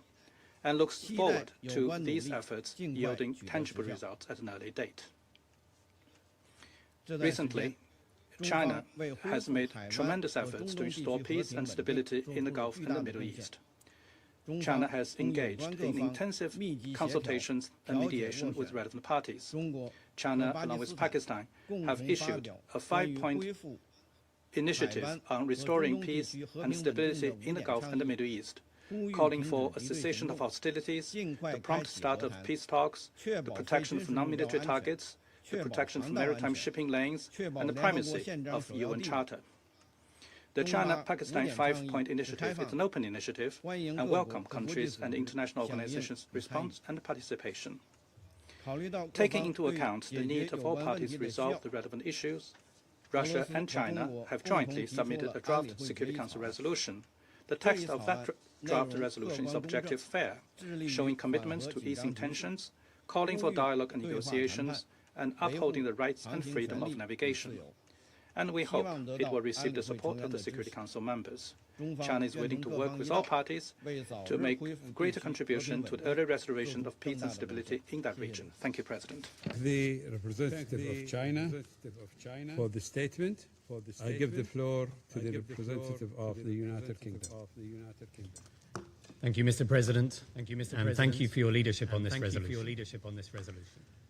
No country should be allowed to hold the world economy hostage. Yet that is exactly what Iran is doing, by denying the right of transit passage, a key navigational right under international law, as reflected in the United Nations Convention on the Law of the Sea. Today, Russia and China chose to shield their ally Iran, rather than join international efforts to open the straits and avert risks to the global economy. We reject the claims made by Iranian Foreign Minister Araghchi last week that the efforts by the Council to open the strait will complicate the situation. It is Iran's actions that have closed the strait. This has already had dire consequences, and the longer this stranglehold continues, the worse this situation will get. In the last 24 hours, we have heard only 9 vessels pass through the Strait of Hormuz, an international shipping route that would normally see up to 150 vessels a day. The World Food Programme has estimated that this hostile act could push 45 million more people into extreme hunger by June. We supported Bahrain's initiative, and it is deeply regrettable that this resolution did not pass. The United Kingdom is already supporting our allies in the Gulf to defend themselves, in accordance with the existing and inherent right to individual and collective self-defense. We all want to see the de-escalation of tensions in the strait, and we welcome current diplomatic efforts underway and stress the importance of respect for international law, including the international law of the sea as reflected in the UN Convention on the Law of the Sea. As my Foreign Secretary said last week, when the UK convened over 40 countries in support of the reopening of the Strait of Hormuz, we are determined to see every possible diplomatic, economic and coordinated measure to get the straits reopened. We will not cease in these efforts. Thank you. I thank the representative of the United Kingdom. I now give the floor to the representative of the Islamic Republic of Iran. In the name of God, the compassionate and merciful, thank you, Mr. President. I congratulate Bahrain's presidency for this month. The draft resolution put before the Council was flawed, factually, legally, and politically. The draft is entirely one-sided, biased, and indefensible. It distorts the realities on the ground by falsely attributing responsibility to Iran, the victims of the aggression, while deliberately ignoring the root causes of the current crisis. The text unjustifiably and misleadingly portrays Iran's lawful measures in the Strait of Hormuz, which have been taken in the exercise of its inherent right of self-defense in accordance with the UN Charter, as threats to international peace and security. At the same time, the text seeks to legitimize subsequent unlawful action by the aggressors and their allies under pretext of safeguarding freedom of navigation and maritime safety in the Strait of Hormuz and the Persian Gulf. Iran's lawful actions cannot be viewed in isolation from the broader context of ongoing aggression against its territory and sovereignty. Attempts to portray them as threat to international peace and security are therefore legally unfounded and devoid of any credibility. Mr. President, the objective of this draft is obvious: to punish the victim for defending its sovereignty and vital national interests in the Persian Gulf and the Strait of Hormuz, while providing political and legal cover for further unlawful acts by the aggressors. Had this draft been adopted, it could have opened the door to dangerously broad and abusive interpretation that could be used to justify further use of force and unlawful actions in clear violation of the UN Charter and international law. It is deeply regrettable that neither Resolution 2817 nor this draft nor the statement of certain Council's members contain any reference to the initiators of the aggressions or the destabilizing conduct in the region, as well as the root causes of the current situation. This clear omission reflects a persistent pattern to politicization and double standards with the Council. Let me be clear, this text would only embolden the United States and the Israeli regime to continue in their unlawful actions and atrocious crime while shielding from accountability. In substance, this was a United States draft introduced under the other names. 2 days, the President of the United States again resorted to language that is not only deeply irresponsible but profoundly alarming, declaring that, quote, the whole civilization will die tonight, never to be brought back, unquote.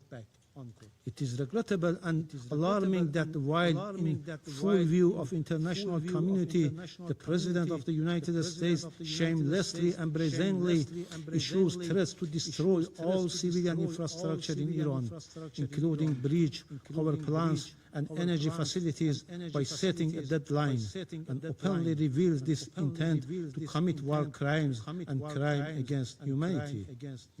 The penholder of the draft resolution and its supporters have rushed to bring forward such an entirely politicized text for a vote. Its adoption would have set a dangerous precedent, normalizing the use of force based on the vague and unsubstantiated allegation, undermining the integrity of the UN Charter and highlighting the risk of the broader regional and international escalation. For these reasons, we consider the draft legally indefensible, politically unbalanced, and strategically destabilizing.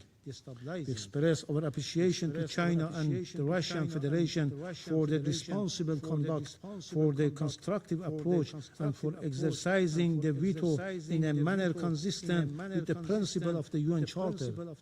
Their action today prevented the Security Council from being misused to legitimize aggression. In fact, Russia and China ensured the Security Council would not be instrumentalized to legitimize aggression, and in doing so, they stood firmly on the right side of the history. We acknowledge and thank Pakistan and Colombia abstained, recognizing the serious implication the draft would have had for regional peace and stability. By contrast, those who supported the draft resolution chose to put the blame on Iran while remaining silent on the ongoing war crimes and criminal and the terrorist attack being committed by the United States and Israel against civilians and critical infrastructure in Iran. Their position and their votes today reflect a clear double standard. It exposes a stark gap between their stance commitment to the UN Charter and international humanitarian law and their conduct in practice. Such selective application of legal principles not only undermines their credibility but also calls into question the good faith of the invocation of international law and the UN Charter. Mr. President, we categorically reject all unfounded and politically motivated allegations against my country made in this meeting. These claims lack any legal basis and serve only to divert attention from the realities on the ground, namely the illegal and savage war launched by the United States and the Israeli regime against Iran. Their purpose is clear: to whitewash the atrocious and war crimes committed by the US and Israel against the people of Iran, and to obscure and deflect from serious violations committed against the Iranian people. Having said, Mr. President, I would like to make the following points. First, the Islamic Republic of Iran, as a responsible state committed to the United Nations Charter and international law, has consistently upheld freedom of navigation and maritime security in the Persian Gulf, the Strait of Hormuz, and the Gulf of Oman. For decades, the Strait of Hormuz has remained open to all vessels, with freedom of navigation and maritime safety effectively maintained. Currently, the Strait of Hormuz remains open. However, the ongoing unlawful and brutal war waged by the United States and the Israeli regime against Iran has created a dangerous situation that has directly affected maritime safety in the region. In accordance with its inherent right of self-defense, Iran has taken necessary and proportionate measures to prevent aggressors and their supporters from using the Strait of Hormuz for hostile purposes. As a coastal state, Iran has restricted passage for vessels linked to those acts of aggression in accordance with international law. Therefore, vessels associated with the aggressors don't qualify for innocent passage and will be treated in accordance with applicable legal frameworks. Non-hostile vessels not involved in or supporting aggressions may continue safe passage in coordination with relevant authorities in Iran. Responsibility for any disruption or escalation in this vital waterway lies with the United States and Israel, whose actions have undermined regional stability and endangered freedom of navigation. Lasting stability depends on ending aggression and fully respecting Iran's legitimate rights and interests. Second, Iran has consistently pursued to resolve differences through political and diplomatic means, including with parties that have had serious disputes, in order to prevent escalation into conflict. This unjustified and unwarranted war was imposed on Iran by the United States and Israel. In June 2025, Iran was engaged constructively and in good faith in negotiation when it was attacked on the basis of unfounded allegations concerning its peaceful nuclear program, allegations that were later followed by contradictory claims that such capabilities had already been destroyed. The current aggressions was likewise initiated by the United States and the Israeli regime at a time when Iran, for a second time, was actively engaged in negotiation, and an agreement was within reach. Once again, diplomacy was undermined and ultimately betrayed by the United States. Claims regarding Iran's nuclear program are baseless and unsubstantiated. For over 2 decades, the Israeli regime has repeatedly alleged that Iran is on the verge of developing nuclear weapons. Yet, no credible evidence has been presented to support this assertion. As a committed state party to the Treaty on Non-Proliferation of Nuclear Weapons, Iran has consistently rejected nuclear weapons and has clearly condemned the use of all weapons of mass destruction. Iran has also accepted one of the most rigorous verification and inspection regimes of the International Atomic Energy Agency, reflecting its stated position that its nuclear program is exclusively peaceful. Yet, within 9 months, 2 wars of aggression have been imposed on Iran by the United States. An NPT depository and Israeli regime outside the NPT. In both cases, Iran's peaceful nuclear facilities were attacked.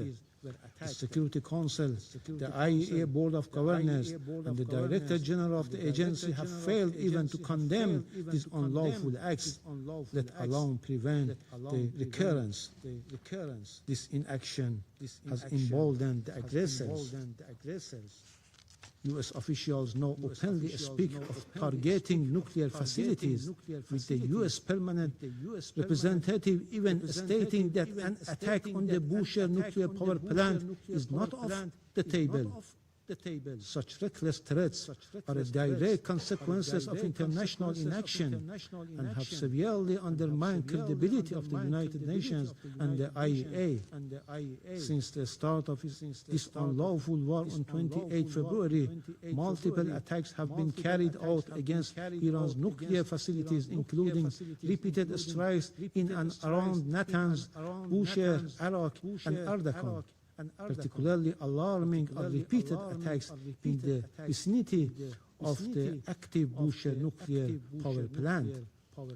Any strike on nuclear facilities, notably the Bushehr nuclear power plant, would inevitably lead to irreversible humanitarian and environmental consequences. These unlawful actions constitute clear violation of international law, including Security Council Resolution 487 and relevant IAEA resolution, as well as fundamental principles of international law. However, this Council continues to defending silence, and today certain members point fingers at Iran.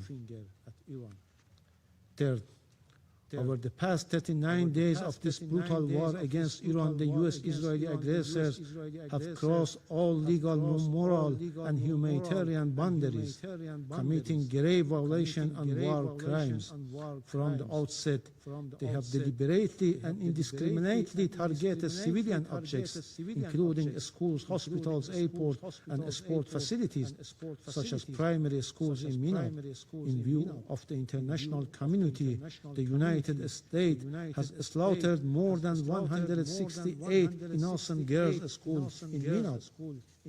More than 700 schools and educational centers, along with universities, healthcare facilities, and cultural and historical sites, have been attacked, reflecting clear hostility towards Iran's people, identity, and development. They also struck key industrial and production facilities built over decades despite severe sanctions. At the same time, the U.S. officials have made threats to destruction of infrastructure indispensable to the survival of the civilian population. Such threats, including the U.S. President's call for widespread destruction of essential civilian infrastructure, constitute incitement to war crimes and potentially genocide, and must be explicitly condemned under international law. Fourth, from the outset of this unwarranted and savage war on 28 February, the United States utilized military bases and facilities located in countries of the Persian Gulf region. Evidence indicates that military movement and operational preparation were underway at these bases for the planning, preparation, equipping, and execution of unlawful military attacks against the Islamic Republic of Iran, despite Iran's prior warnings that such unlawful action were being planned. Iran has formally reported these developments with supporting documentation to the Security Council and Secretary General. Under international law, the states are prohibited from allowing their territory to be used directly or indirectly to cause damage to other states. In addition, they must take all necessary measures to prevent foreign armed forces bases in their territory from committing acts of aggression against other states, and must not facilitate or support such acts. In the event of the breach of this fundamental obligation, they bear international legal responsibility. Fifth, Iran welcomes the effort by the Secretary Generals, including the appointment of a personal envoy, to secure an immediate end to this brutal war and uphold international peace and security. Iran stands ready to engage constructively with all genuine diplomatic efforts, including through Pakistan, Turkey, and Egypt, as well as diplomatic efforts by China and Russia, and support any credible initiative capable of bringing about the sustainable end to this unlawful and unwarranted war. In this regard, Secretary General Personal Envoy is currently en route to Tehran to pursue consultations. Iran categorically rejects a temporary ceasefire, particularly in light of the June experience, when hostilities resumed under false pretexts. A ceasefire in this context serves only to rearm and prepare for the continuation of further crimes. Any viable solution must ensure a definitive and irreversible end to the aggression and establish a just and durable peace grounded in credible and verifiable guarantees against any recurrence. The United States and Israeli regime must bear full responsibility for harm and suffering inflicted upon Iranian civilians, objects, and critical infrastructure, and must be held fully accountable. Individual criminal responsibility for serious violations of international humanitarian law, including war crimes and crimes against humanity committed in Iran, must be pursued without exception in accordance with international law. The Security Council cannot remain passive. Instead of submitting a one-sided and politically motivated draft resolution, it must act to end this brutal war, demand the immediate and unconditional cessation of U.S. and Israeli attacks, and take decisive measures to ensure accountability for all their violations. Finally, with regards to the United States President's explicit threat of massive war crimes and target and destroys Iran's critical civilian infrastructure, this threat constitutes a flagrant and egregious violation of the IHL and the most fundamental rules of governing armed conflict. The United States would bear full and undeniable responsibility for committing a manifest war crimes and a crime against humanity. Iran will not stand idle in the face of such egregious war crimes. It will exercise without hesitation its inherent right of self-defense and will take immediate and proportionate reciprocal measures. The Security Council regrettably has, from the very outset of this war of aggression against my country, failed to uphold its primary responsibilities for the maintenance of international peace and security. That failure does not and cannot deprive Iran of its lawful right to act. Iran's response is firmly grounded in international law. There must be no doubt Iran will take all necessary measures to defend its people, safeguard its sovereignty and territorial integrity, and protect its vital national interests with full resolve. The United States and the Israeli regime will bear responsibility for all subsequent consequences, regional and international. I thank you. I thank the representative of the Islamic Republic of Iran for the statement. I shall now make a further statement in my capacity as Minister for Foreign Affairs of Bahrain. أصحاب السعادة Your Excellencies, in the name of the Kingdom of Bahrain, I would like to comment on the statement delivered by the representative of Iran.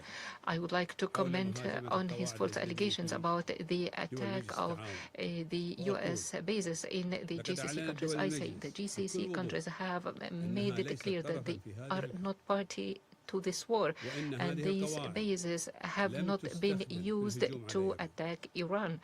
Iran has been well aware that these bases have been vacated from the military elements.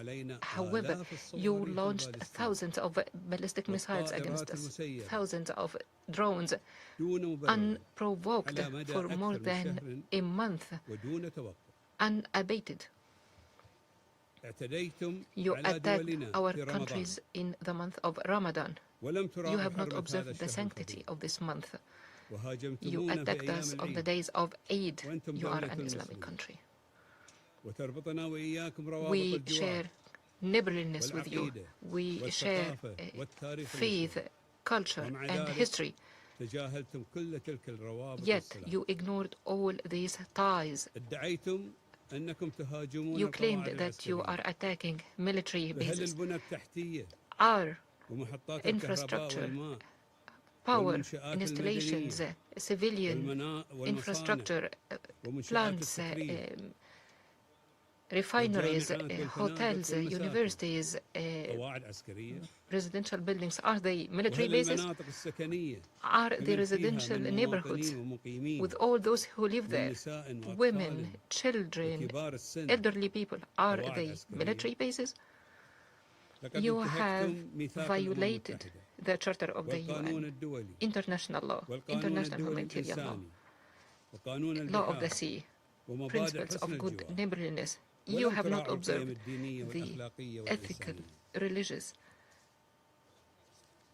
and moral values. You have not observed Resolution 2817 and the Human Rights Council Resolution L38.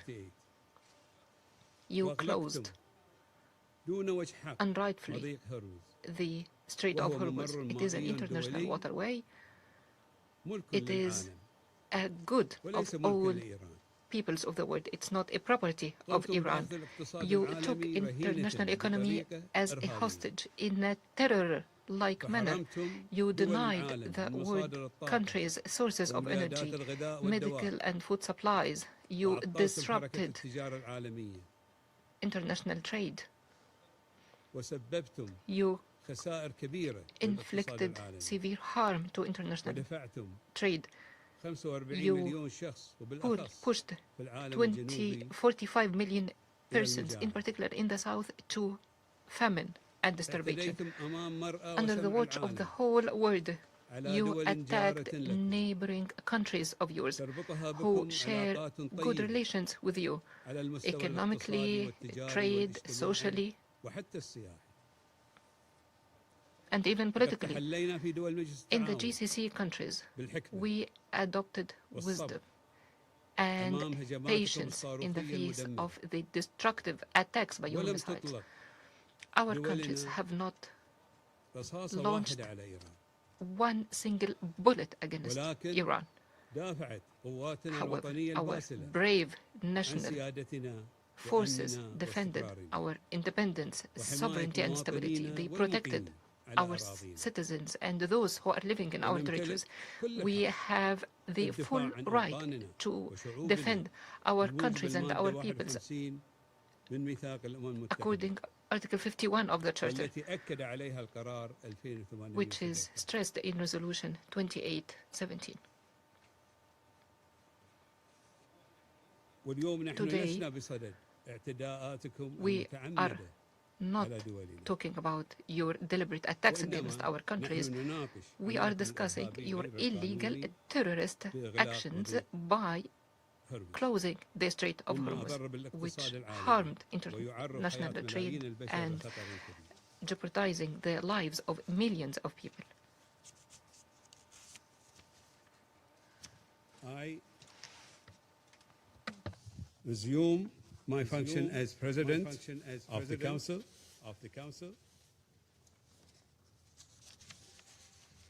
The representative of the United States has asked for the floor to make a further statement.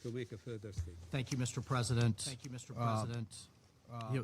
We heard a lot today. We heard from the ambassador from Iran a lot about their issues with this ongoing conflict with the U.S. But colleagues, that's not what this resolution is about today. This is not about Iran and the U.S. today. This is about Iran and the Gulf Cooperation Council and Bahrain and the world. And here, we also heard about some dangerous precedents. Here's what I want the world to understand in terms of the dangerous precedent that was just set today by opposing this good faith effort from the Kingdom of Bahrain and the Gulf countries to ensure their shipping can flow freely. One can only imagine a future conflict where a party to the conflict decides it's going to impose collective punishment on the entire world and then use that as leverage in the conflict. One can only imagine a situation where a party decides to shut down the Straits of Gibraltar or the Bering Strait or the Malaccan Strait to further its ends. One can only imagine conflicts where a party decides to hold the rest of the world hostage because of a dispute. And colleagues, this is a situation the world cannot and should not live with, that the Gulf Arabs cannot tolerate. Freedom of navigation is fundamental to a nation's sovereignty and survival. So, Mr. President, the United States will support all measures for your country and for those affected to ensure it has the freedom of navigation, the freedom of transit, in line with international law. So my message to the Iranian regime is, as people go hungry and as economies suffer, it is squarely on your shoulders. I thank you, Mr. President. I thank the representative of the United States for the statement. I believe that the representative of the Islamic Republic of Iran has asked for the floor to make a further statement. Thank you, Mr. President. I think that once more this war showed that the U.S. will not bring security and stability for the regional countries. We have no hostilities with our neighbors. The fact is very clear that we are targeting the U.S. bases, U.S. interest, and U.S. assessed in reciprocal action. In response to the representative of the United States, I only want to refer to some remarks of the U.S. President, which has initiated this war of aggression against Iran.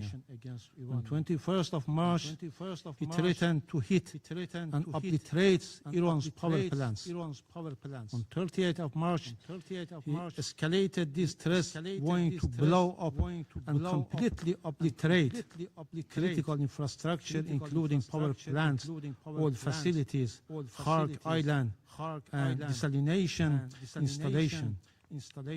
On 1st April, he declared his intention to bring Iran back to the Stone Age, explicitly threatening to strike all electric generating facilities. On 5th of April, he again openly threatened to target civilian infrastructure, stating that Tuesday will be power plant day and bridge day. There will be nothing like it. And 2 days resorted to a language that is not only deeply responsible, but profoundly alarming, declaring that the whole civilization will die tonight, never to be brought back. Such rhetoric is unfitting of any political leader, let alone the head of a permanent member of the Council entrusted with the maintenance of international peace and security. I thank you. Thank the representative of the Islamic Republic of Iran for the statement. There are no more names inscribed on the list of speakers. The meeting is adjourned.